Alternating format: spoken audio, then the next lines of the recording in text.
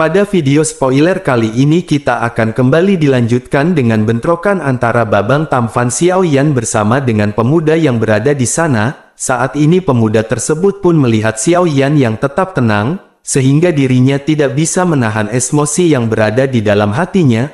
Lalu dirinya pun segera bertanya kepada Xiaoyan, apakah dirinya baru di sini, meskipun sangat sulit untuk masuk ke tempat ini. Namun dari kelihatannya Xiaoyan ini sangat kuat. Tentu pria tersebut menyadari bahwa Xiaoyan hanyalah kaisar bintang tahap awal biasa, dan di matanya sosok Xiaoyan ini terlihat seperti semut yang tidak mengancam.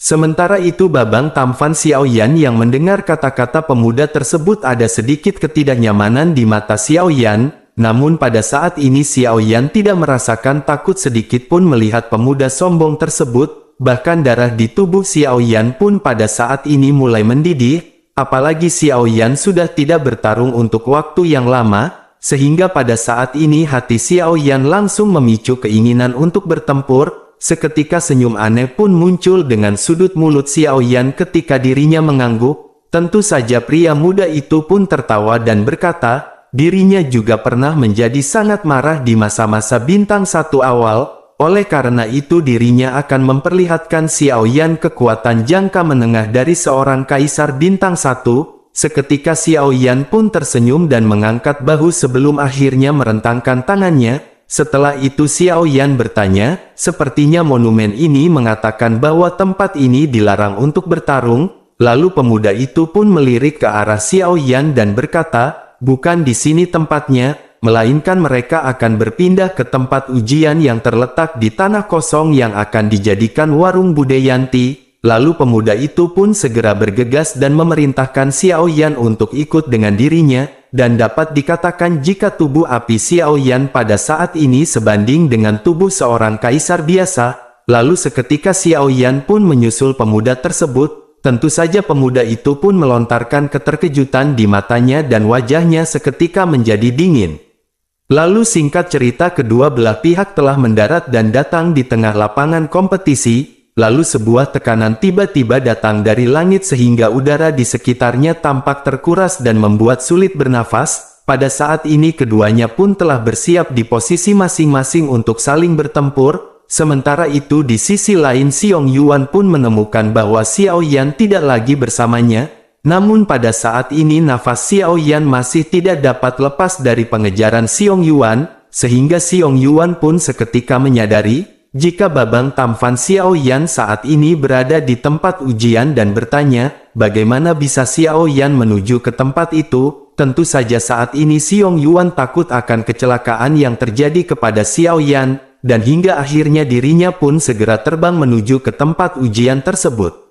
Lalu kita kembali ke pertempuran di mana pada saat ini Xiaoyan sedang berteriak mengeluarkan tubuh Kaisar Yan, sehingga tubuh Xiaoyan pun tiba-tiba membengkak menjadi raksasa yang dikelilingi oleh naga api yang tidak terhitung jumlahnya. Sedangkan di sisi lain Wu Yong juga tidak ketinggalan ketika dirinya mengeluarkan tubuhnya sendiri dari Kaisar. Dan seketika telapak tangan besar segera bersiul dengan suara angin yang bertiup. Akhirnya telapak tangan itu pun segera melesat ke arah Babang Tampan Xiaoyan dengan kecepatan yang menakjubkan. Lalu Xiaoyan yang melihat telapak tangan besar justru tidak mengelak, akan tetapi dirinya justru memukulnya dengan pukulan, sehingga sebuah ledakan pun segera terjadi bersamaan dengan suara yang terendam. Lalu udara di sekitarnya tiba-tiba membawa kekuatan yang terlihat dengan mata telanjang. Saat ini kedua sosok megah itu tiba-tiba mundur beberapa langkah dan Xiaoyan tersenyum di sudut mulutnya. Sementara itu di sisi lain wajah Wu Yong seketika terkejut dan bertanya-tanya, bagaimana mungkin seperti ini? Tentu saja saat ini Wu Yong benar-benar terkejut dan dipenuhi dengan ketidakpercayaan. Apalagi Babang Tampan Xiaoyan hanyalah seorang kaisar bintang satu awal, namun pada saat ini Xiaoyan justru sudah bisa bertarung langsung dengan kekuatan tingkat menengah miliknya. Sementara itu di sisi lain Xiaoyan pun segera melancarkan serangan telapak tangannya yang membengkak beberapa kali dalam sekejap, lalu naga api di telapak tangannya segera melesat dan telapak tangan yang besar segera terlempar dengan keras ke arah Wu Yong. Tentu saja wajah Wu Yong sedikit berubah dan tombak besar tiba-tiba muncul di tangannya. dan pada saat yang sama dirinya pun berteriak ketika dirinya mengeluarkan senjata kaisar, sehingga bayangan senjata besar segera melintas dan dua energi segera saling menghantam. Lalu setelah benturan serangan Xiao Yan pun runtuh dan wajah Wu Yong tiba-tiba menjadi bangga setelah mematahkan serangan Xiao Yan. Setelah itu dirinya langsung mengayunkan tombak yang berada di tangannya, dan bersamaan dengan itu tiba-tiba sebuah pedang warna-warni besar muncul di depan Xiao Yan, sehingga benturan di antara kedua senjata pun segera terjadi dengan suara hantaman keras dan sosok Wu Yong yang tiba-tiba terguncang dan mundur. Saat ini dirinya pun segera menatap dingin ke arah senjata yang tiba-tiba muncul di tangan Xiao Yan, dan bersamaan dengan itu sebuah teriakan keras yang memerintahkan mereka berhenti pun terdengar di kejauhan. Tentu saja saat ini Wu Yong tidak bisa menahan gemetar setelah menyadari bahwa itu adalah suara Xiong Yuan. Lalu di sisi lain Xiong Yuan pun segera bertanya kepada Wu Yong, apa yang dirinya lakukan. Kemudian Wu Yong melihat wajah Xiong Yuan yang dipenuhi dengan amarah dan segera menundukkan kepalanya.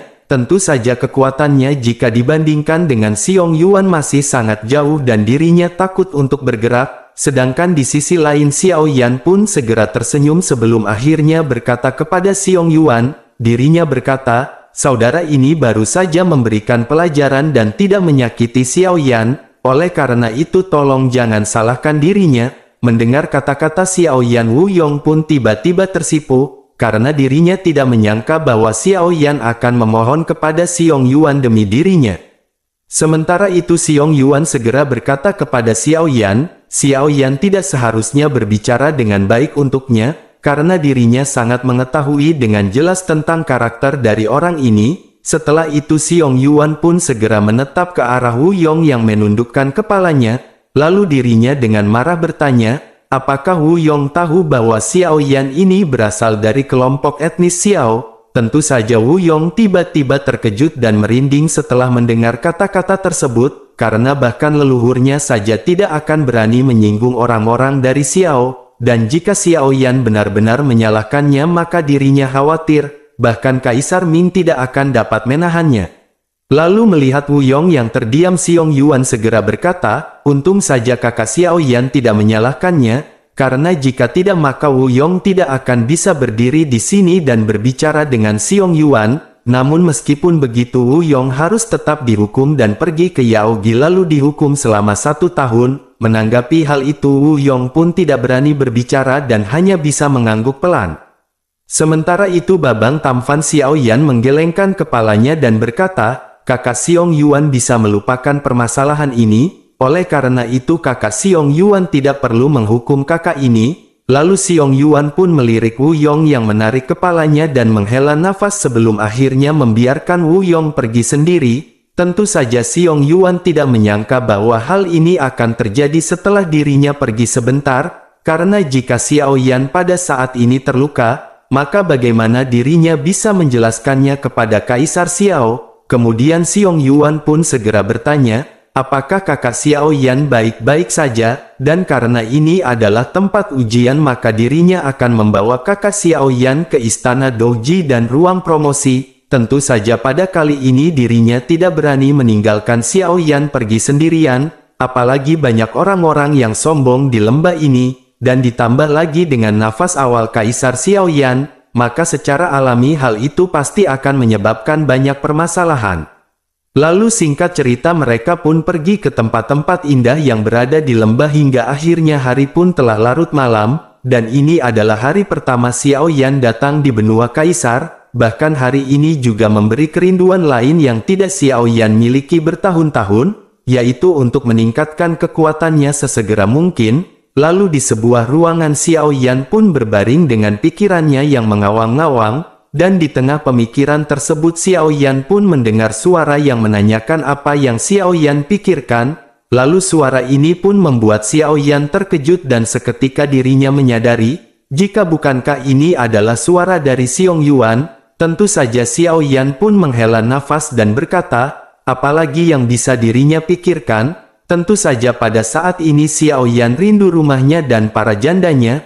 Lalu Xiao Yan pun segera bertanya, apakah kakak Xiong Yuan mengatakan bahwa dirinya tidak ingin pulang? Xiong Yuan pun hanya tersenyum sedikit sebelum akhirnya menggelengkan kepalanya, lalu dirinya berkata, dirinya tidak ingin rumah karena dirinya tidak punya rumah, lalu ini adalah rumahnya dan semua orang di sini adalah anggota keluarganya. Setelah itu Xiong Yuan pun segera memberitahu kepada Xiao Yan, jika ketika dirinya datang ke sini maka dirinya tidak akan bisa kembali berperang di benua Doqi. Tentu saja Babang Tamfan Xiao Yan tiba-tiba melompat dari tanah ketika dirinya mendengar hal ini. Saat ini Xiao Yan berteriak kaget ketika dirinya bertanya, apakah Xiao Yan tidak bisa kembali? Lalu Xiong Yuan pun memandang ke arah Xiao Yan dengan ekspresi terkejut dan hanya tersenyum sedikit. Lalu setelah itu dirinya segera berkata, faktanya ini tidak sepenuhnya mustahil, namun sejauh ini tidak ada yang bisa melakukan hal tersebut. Dan setelah mendengar hal ini Xiao Yan pun menghela nafas lega dan berpikir, karena setidaknya akan masih ada jalan untuk dirinya capai. Lalu Xiao Yan pun segera bertanya, dirinya ingin tahu metode apa yang bisa digunakan untuk mencapai hal tersebut. Xiong Yuan pun tersenyum dan berkata, sebenarnya metode ini sangat sederhana, dan metode itu dapat dilakukan dengan melampaui kaisar, karena setelah itu semuanya benar-benar akan mudah untuk dikatakan. Namun hingga saat ini hanya satu orang yang melampaui kaisar selama ribuan tahun dan menciptakan ruang ini. Tentu saja mendengar hal itu Xiao Yan pun merasa lemah dan berkata, ini sudah berakhir. Tentu saja Xiao Yan mengetahui hal tersebut dari informasi yang diberikan oleh Kaisar Ming. Bahkan Xiao Yan sendiri menyadari betapa sulitnya melampaui tingkat Dodi. Jadi bagaimana mungkin dapat melampaui kaisar dalam waktu yang singkat? Dan setidaknya dibutuhkan 1000 tahun untuk sebuah bintang untuk naik menjadi 2 bintang, dan Xiao Yan pun menghitung lamanya waktu lalu bertanya-tanya, berapa lama untuk naik ke Jiuxing, dan belum lagi melampaui kaisar dan pada saatnya itu tiba, maka Xiao Yan khawatir kerabatnya sudah tidak ada lagi dan pindah alam. Tentu saja memikirkan hal ini membuat Babang Tamfan Xiao Yan merasa sangat sedih dan diam, lalu berpikir bahwa dirinya mungkin tidak akan pernah melihat kerabatnya lagi, dan setelah berpikir sejenak Xiao Yan pun akhirnya perlahan pulih dan menghela nafas, karena selama beberapa dekade terakhir Xiao Yan telah mengalami keputusan yang tidak terhitung jumlahnya, dan selangkah demi selangkah secara alami membentuk karakter yang kuat dari Xiao Yan. Sementara itu Xiong Yuan pun menyaksikan Xiao Yan yang memulihkan kepercayaan dirinya dari kesuraman. Meskipun begitu Xiong Yuan pun tidak lanjut membicarakan hal itu dan menemani Xiao Yan sambil menceritakan semua hal yang berada di sana. Setelah mengobrol dengan Xiong Yuan selama 1 malam, akhirnya Xiao Yan pun mendapat banyak pengetahuan. Jadi dikatakan bahwa tidak ada yang melewati benua ini dan banyak keluarga tirani bersembunyi di mana-mana. Oleh karena itu setiap bagian dari benua ini dipenuhi dengan bahaya, sementara itu bahkan profesi alkemis menjadi tidak menentu di benua kaisar, karena tingkat eliksir telah menjadi terbatas dan ramuan benar-benar terlalu misterius. Selain itu ada 3 keajaiban di benua ini dan itu adalah 3 jenis objek. Objek ini disebut dengan 1 pil langit yang aneh, 2 hantu aneh dan 3 segel aneh. Dan 3 keajaiban ini adalah hal yang semua orang, tentu hal itu dikarenakan 3 keajaiban ini memang sedikit dan jarang. Kemudian singkat cerita hari pun berlalu dan Xiao Yan telah turun bersama dengan Xiong Yuan pagi-pagi sekali, lalu setiap pagi semua murid dari lembah Tianming akan pergi ke alun-alun untuk saling belajar. Kemudian di alun-alun mereka dapat memilih lawan dengan kekuatan yang sebanding untuk belajar dan mendapatkan lebih banyak pengalaman tempur. Lalu di alun-alun yang luas ini keterampilan bertarung yang penuh dengan warna dilepaskan satu demi satu, sehingga membuat suara pertempuran pun meletus di alun-alun dan bergema di langit. Tentu saja Xiao Yan tidak bisa menahan cemberut karena pemandangan dari begitu banyak kaisar yang bertarung. Karena hal ini benar-benar sangat mempesona, dan pada saat ini Xiao Yan benar-benar sangat penasaran untuk melihat semua jenis keterampilan bertarung yang ada di sini. Lalu tidak lama setelah itu tiba-tiba seorang pemuda dengan kostum tempur keren muncul dari kejauhan, kemudian dirinya pun memandang ke arah Xiao Yan yang berada di sebelah Xiong Yuan, dan setelah itu dirinya pun bertanya kepada Xiong Yuan, apakah ini anak baru? melihat Xiong Yuan tersenyum tanpa mengucapkan sepatah kata, tentu saja membuat pemuda tersebut segera berkata langsung kepada Xiao Yan. Dirinya pun segera bertanya, bagaimana jika mereka belajar dari satu sama lain? Menanggapi hal itu akhirnya Xiong Yuan pun mulai berbicara pada saat ini. Xiong Yuan berkata, sebaiknya sosok tersebut tidak menggertak pendatang baru. Lalu Xiong Yuan pun memberikan pilihan, apakah pemuda tersebut akan memilih untuk pergi ataukah berhadapan dengan dirinya? Tentu saja pria itu pun segera menangkupkan tangannya ke arah Xiong Yuan berkali-kali. Lalu dirinya menatap ke arah Xiong Yuan dengan tatapan menghina.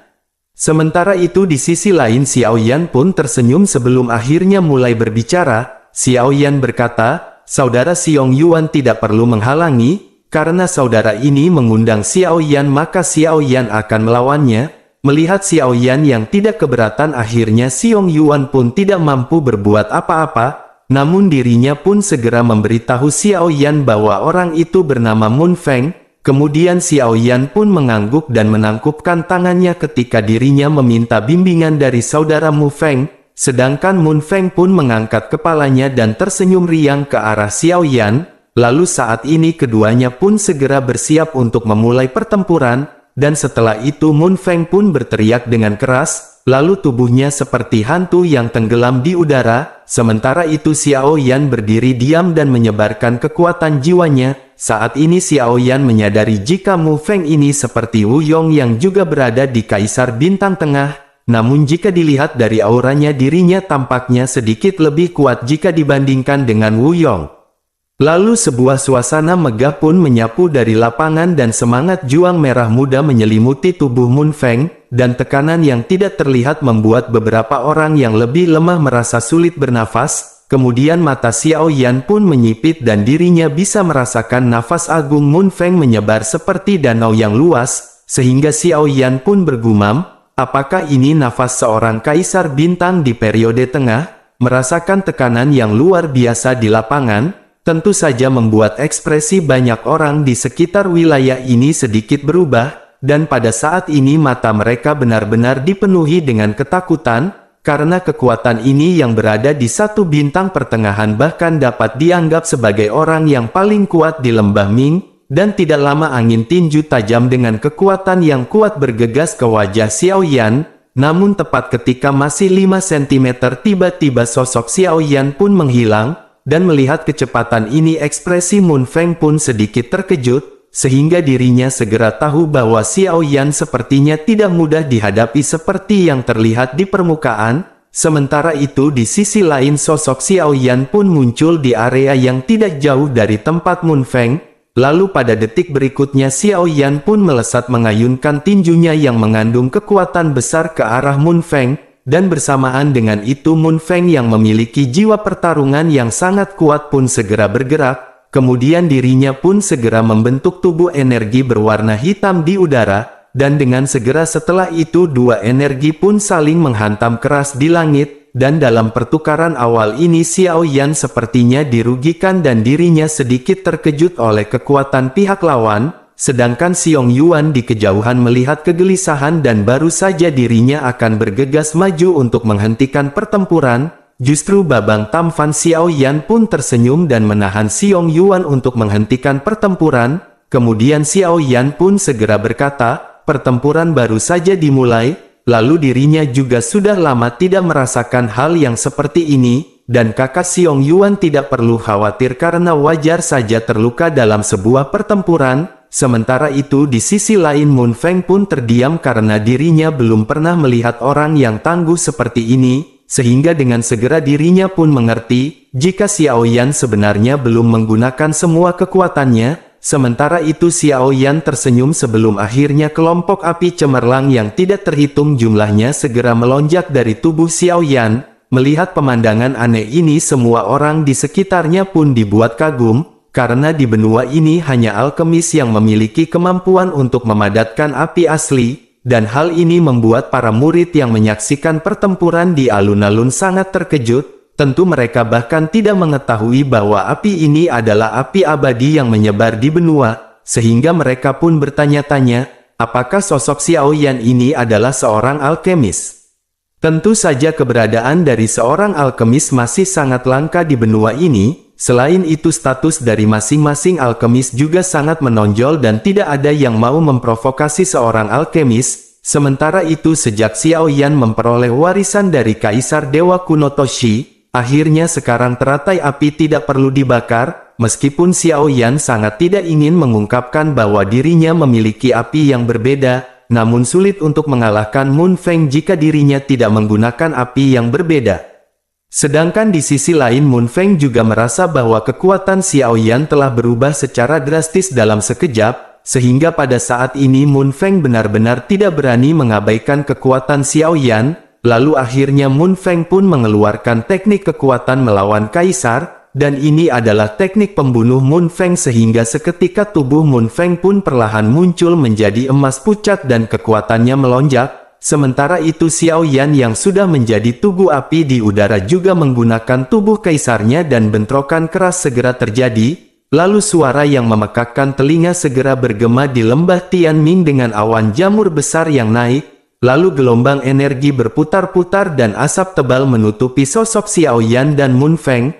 Lalu tidak lama asap pun berangsur-angsur menghilang dan dua sosok perlahan terungkap. Saat ini pakaian Mun Feng telah terbakar setelah kontak dengan Xiao Yan. Sementara itu di sisi lain Xiao Yan tampak lebih baik, dan hasil ini jauh melebihi harapan semua orang yang berada di sana. Karena meskipun Mun Feng memiliki kualifikasi yang biasa, namun dirinya memiliki ribuan tahun pelatihan dan dirinya sangat rajin dalam prakteknya. Bahkan dirinya juga merupakan salah satu yang terbaik di tengah rata-rata kaisar satu bintang. Bahkan dirinya pernah bertarung imbang dengan seorang pria di kaisar bintang satu puncak. Namun meskipun begitu mereka semua tidak mengetahui bahwa Xiao Yan adalah tubuh api yang berbeda. Dan setelah pertempuran tersebut keduanya pun akhirnya berpegangan tangan secara relatif. Kemudian Mun Feng segera berkata, kekuatan saudara Xiao Yan benar-benar luar biasa. Bahkan dirinya tidak tahu kelompok api apa yang tiba-tiba muncul dari saudara Xiao Yan. Lalu Mun Feng pun bergumam di dalam hatinya, orang ini benar-benar terlalu aneh, karena jika Xiao Yan mengerahkan semua kekuatan penuhnya sekarang, maka dirinya khawatir dirinya akan mematahkan satu tangannya. Oleh karena itu sepertinya akan lebih baik menjauh dari bocah ini di kemudian hari. Sementara itu di sisi lain Xiao Yan hanya tersenyum dan berkata, ini adalah senjata umum dan bukan apa-apa. Xiao Yan pun lanjut berkata, karena pertempurannya sudah berakhir, maka oleh karena itu Xiao Yan harus pergi, dan setelah mengucapkan perkataan tersebut Xiao Yan pun segera pergi yang diikuti dengan Xiong Yuan. Lalu tidak lama setelah itu di suatu tempat terdengar tepuk tangan yang meriah dan Xiao Yan pun terdiam. Lalu setelah itu Xiao Yan pun menoleh ke atas panggung dan matanya dipenuhi dengan kegembiraan. Kemudian Xiao Yan pun berlutut dan berkata, Xiao Yan menemui leluhur, dan ketika lutut Xiao Yan akan menyentuh tanah, justru dirinya pun segera dihentikan oleh tangan yang kuat. Saat ini ada seorang lelaki tua pun langsung muncul di hadapan Xiao Yan. Dan sosok tersebut segera berkata, dirinya tidak menyangka bahwa keluarga Xiao akan masih memiliki seorang kaisar dan Xiao Yan adalah satu-satunya dalam 1000 tahun terakhir. Oleh karena itu Xiao Yan tidak perlu terlalu sopan. Lalu saat ini Xiao Yan harus kembali bersamanya menuju ke klan Xiao. Setelah itu pria tua tersebut pun segera memegang tangan Xiao Yan dan berniat untuk pergi. Lalu baru saja dirinya melangkah tiba-tiba Kaisar Ming pun datang di belakang Xiao Yan. Saat ini Kaisar Ming berkata, Xiao Yan dijemput oleh dirinya, meskipun itu adalah keturunan dari keluarga Xiao, namun dirinya berniat untuk membawanya sebagai muridnya. Tentu Kaisar Ming berkata dengan tergesa-gesa dan ada sedikit nada ketidakpuasan. Lalu mendengar perkataan dari Kaisar Ming, tentu saja leluhur Xiao Yan yang bernama Xiao Long pun seketika menoleh, kemudian dirinya pun segera berkata, apa yang dikatakan oleh Kaisar Tianming, karena Xiao Yan berasal dari keluarga Xiao dan dirinya hanya memintanya untuk menjemputnya. Setelah itu Xiao Long pun segera mengajak Xiao Yan untuk segera pergi. Diketahui jika saat ini Xiao Yan adalah generasi ke-25 dari keluarga Xiao dan juga dianggap sebagai leluhur dari keluarga Xiao. sementara itu lelaki tua tersebut adalah Xiao Long dan dirinya memiliki status tinggi dalam keluarga Xiao, bahkan dirinya termasuk 3 tetua tertinggi yang berasal dari keluarga Xiao, dan Xiao Long juga merupakan pemimpin di antara banyak kaisar di benua kaisar. Selain itu dirinya juga memiliki hubungan yang baik dengan Kaisar Ming. Namun demi keselamatan Xiao Yan, keluarga Xiao sengaja mengatur Xiao Long yang kuat untuk bertemu Xiao Yan. Namun ketika di tengah perjalanan Xiao Long melihat seorang tertua yang sedang berjudi, lalu Xiao Long yang kecanduan bermain di kakek Zeus hingga akhirnya malah ikut terjun mabar Zeus. Oleh karena itu Xiao Long pun akhirnya menugaskan Kaisar Ming untuk menjemput Xiao Yan. Sementara itu Kaisar Ming pun bergegas maju dan meletakkan tangannya di pundak Xiao Long, lalu dirinya pun segera tertawa dan berkata, bagaimana jika Xiao Yan ini menjadi muridnya? Tentu saja Xiao Long pun merenung sejenak sebelum akhirnya berkata, karena mereka adalah teman lama, maka dirinya akan memberinya wajah, akan tetapi Xiao Yan harus memutuskan sendiri. Lalu Xiao Long dan Kaisar Ming pun akhirnya memandang ke arah Xiao Yan yang berada di samping.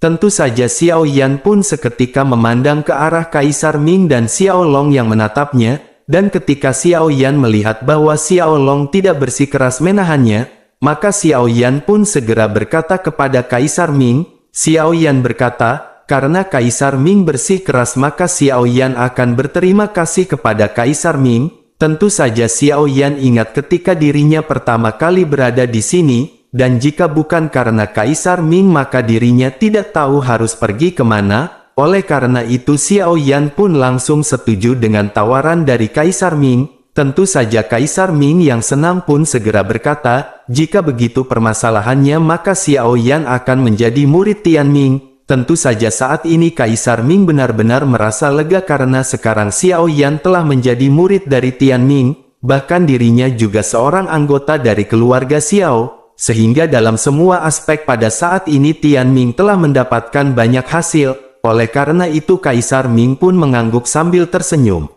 Sementara itu Xiao Long juga tidak mengatakan apa-apa lagi pada saat ini. Lalu ketika Kaisar Ming selesai berbicara, akhirnya dirinya segera mengeluarkan batu biru dari tubuhnya dan menyerahkannya kepada Xiao Yan. Lalu Xiao Yan pun melihat batu tersebut dengan bingung, akan tetapi dirinya tidak dapat menemukan rahasia di dalam batu itu, dan bersamaan dengan itu Xiao Long pun segera berteriak kepada batu tersebut. Xiao Long segera berkata, bahkan Kaisar Ming pada saat ini bersedia untuk memberikan kompas itu kepadanya. Tentu saja pada saat ini Xiao Long benar-benar berteriak dengan nada tidak senang. Menanggapi hal itu Kaisar Ming pun segera berkata, bukankah Xiao Long juga telah diberikan kompas ini? Kemudian Xiao Long pun segera berkata, sepertinya miliknya tidak sebagus yang ini. Tentu saja Kaisar Ming pun marah dan berkata, jika memang dirinya tidak suka maka dirinya bisa mengembalikan kompas itu kepadanya. Lalu menanggapi hal itu akhirnya Xiao Long pun melangkah mundur dan berhenti berbicara, dan setelah itu Kaisar Ming pun sedikit terdiam sebelum akhirnya menoleh ke arah Xiao Yan dan berkata, dirinya akan memberitahunya cara menggunakan kompas ini. Kemudian Kaisar Ming pun segera mengambil batu yang berada di tangan Xiao Yan, lalu dirinya berkata, batu ini benar-benar sangat berharga, bahkan murid biasa dari lembah Tian Ming tidak akan memilikinya. Jadi batu ini disebut kompas dan hanya dibuat oleh Kaisar Ming di lembah Tian Ming. Lalu benda ini sangat sulit untuk dibuat, akan tetapi sangat mudah untuk digunakan.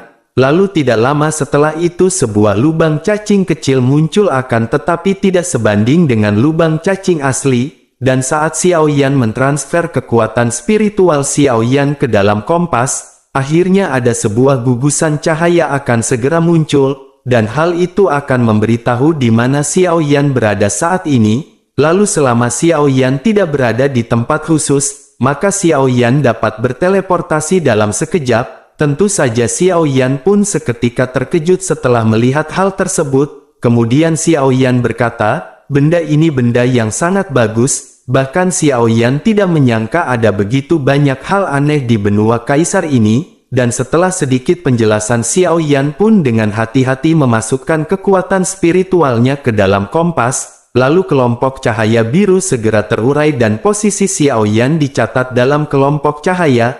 Lalu sebuah kegembiraan pun seketika melintas di mata Xiao Yan. Kemudian Xiao Yan segera berkata, "Ini sungguh menakjubkan, karena hal ini benar-benar sangat praktis, dan dengan benda ini maka akan membantu kemanapun Xiao Yan ingin pergi, bahkan tidak hanya dapat menghemat waktu terbang, akan tetapi juga sangat meningkatkan efisiensi. Selain itu benda ini juga sangat baik jika digunakan untuk berburu dan melarikan diri." Lalu Xiao Yan pun tertawa sebelum akhirnya berterima kasih kepada Kaisar Ming yang saat ini telah dirinya anggap sebagai gurunya. Tentu saja Kaisar Ming pun tersenyum sebelum akhirnya dirinya melambaikan tangannya. Setelah itu Xiao Yan pun dengan cepat memasukkan batu tersebut ke dalam cincin penyimpanannya. Dan pada saat yang sama Xiao Long pun segera merobek ruang dan berteriak kepada Xiao Yan. Xiao Long berkata, dirinya harus pergi karena dirinya masih memiliki banyak hal yang harus dilakukan,